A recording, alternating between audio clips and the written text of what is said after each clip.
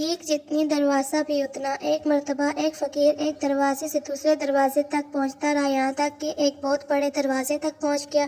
بڑے دروازے کے پاس گیا تو یہ خیال کیا کہ یہ دروازہ اتنا ہے اور گھر بھی اتنا بڑا ہے، کسی رئیس یا حاکم کا محل ہوگا اور یہاں بھی بھیک زیادہ ملے گی۔ یہ سوچ کر فقیر نے دروازے پر دستک دی اور بہت دیر بعد دروازہ کھلا اور اس فقیر کو اس دروازے سے 10 روپے دیے کہ اس نے وہ پیسے لے کر ایک طرف رکھ دیے اور کلہاڑی لے کر دروازے کو توڑنا شروع کر دیا۔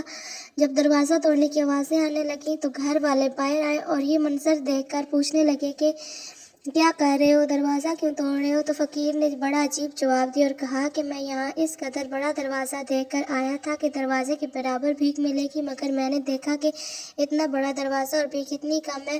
اب میں یہ چاہتا ہوں کہ یا تو بھیک جتنی دروازہ بھی اتنا ہو جائے یا دروازہ جتنا بڑا بھیک بھی اتنی ہو جائے، لہٰذا تم بھیک بڑھا دو، میں دروازے کو چھوٹا کر دوں گا۔ یہ سن کر گھر والے شرمندہ ہو گئے اور انہوں نے بھی بھیک بڑھا دی۔ اس سے ہمیں بڑا سبق مل رہا ہے کہ اللہ تعالیٰ بندوں کی حیثیت دیکھ کر دیتا تو ان کی حیثیت ہی کیا ہے، لہٰذا بہت کم دیتا، لیکن اللہ اپنی رحمت کو دیکھ کر بندوں کو دیتا ہے۔ یہ صرف ہمارے اندر بھی ہونی چاہیے کہ زیادہ سے زیادہ خرچ کریں۔